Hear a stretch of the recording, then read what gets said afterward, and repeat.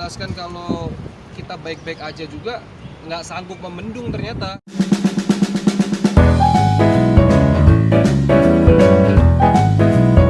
Komenan itu masih tetap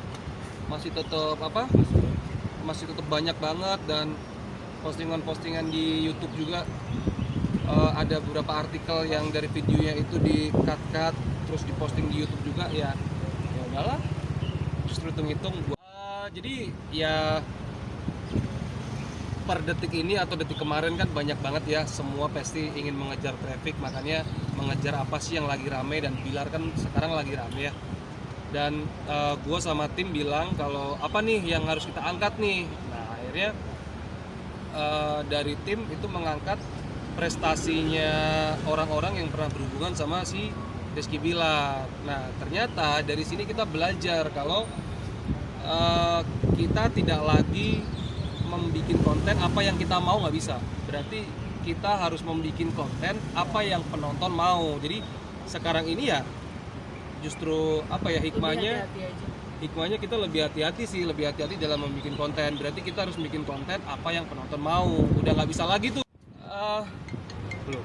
Dari awal sih memang nggak ada apa-apa sama Bilar, itu bener-bener nggak ada apa-apa. Malah justru ini menjadikan lelucon buat kita. Jadi kayak udah kita sengaja aja biar seolah-olah kita ribut, hitung-hitung bisa buat konten buat kita juga kan, gitu sih. Jadi itu permainan kita aja sih, nggak ada. Nah itu dia, bingung kan? Bingung kan? Gue juga bingung. Banyak banget. Kalau wah parah lu bandingin, terus pas kebetulan lagi bareng artikelnya ada tuh, ada artikel nih kita lagi berantem. Gimana nih?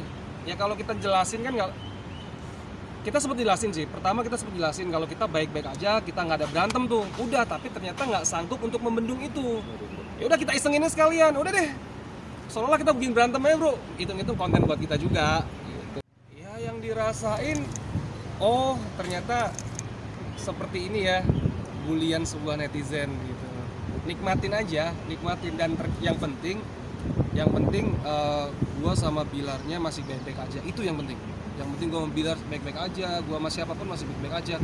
Kalau netizen ini kan apa ya, nggak kelihatan lah pertemanan di sosial media, nggak kelihatan lah. Gue sih lebih mengamankan di kehidupan. Anjay, emang boleh ngomong anjay? Boleh sih. Boleh lah.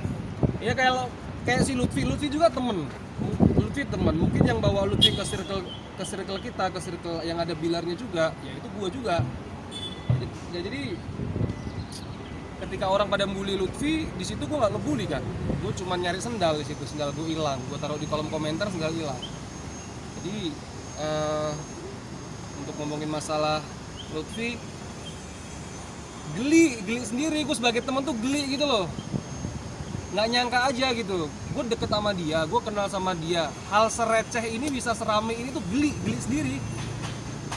Ya itu dia, jadi gue rasa sekarang para influence, para YouTubers, jadi di masa pandemik ini benar-benar kita dibukakan dengan sebuah traffic atau AdSense ya. Jadi orang paham nih, YouTubers atau content creator nih paham kemana kita harus mengejar traffic, seperti itu, kemana kita harus mengembangkan traffic. Dan mungkin ini yang terlalu dipahami sama Lutfi gitu loh, sampai dia membuat konten sebuah anjay yang berpikir mungkin ini sebuah traffic buat dia. Ya menurut gue sih sah-sah aja. Tapi kalau di tracking dari awal sampai akhir sih sebenarnya kata-kata yang sebenarnya dipermasalahin juga nggak apa-apa, nggak dipermasalahin juga nggak apa-apa. Kalau gue sih gue udah ketemu Lutfi langsung berapa hari yang lalu ya, 4 hari yang lalu ya. Gue datang ke rumahnya, gue ngobrol sama dia, sempet prihatin juga ya, Instagramnya hilang. Apalagi buat YouTubers atau buat influencer itu kan Instagram bisa dijadikan pemasukan, dan kita juga prihatin juga kenapa bisa hilang. Kita juga sempat nasehatin lain kali kalau bikin konten itu memang bener-bener harus tahu dulu nih apa yang penonton mau, baru kita bikin konten.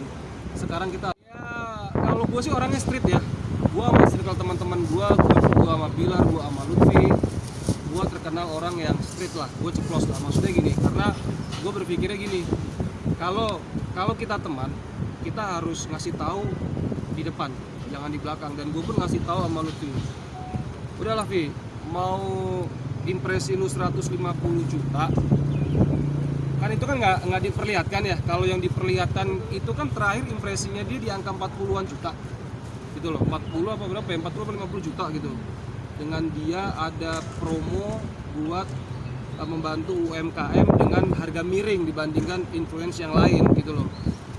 Ya kalau di sini sih menurut gua, kalau ujung-ujungnya tetap uang susah. Kita sebagai teman juga kita sebagai teman juga ngasih tahu nih susah. Kalau udah ngomong duit ya, orang kalau udah ngomong duit kan kita bicara perutnya masing-masing. Tapi gue pun bilang sama Lutfi, dan ini pun mungkin info buat yang lain ya. Insight gue sih nggak sebanyak Lutfi, insight gue cuma 10 sampai 15 juta. Tapi gue sama UMKM gratis. Malah hasil YouTube gue beliin info 10, gue bagi-bagi ke orang.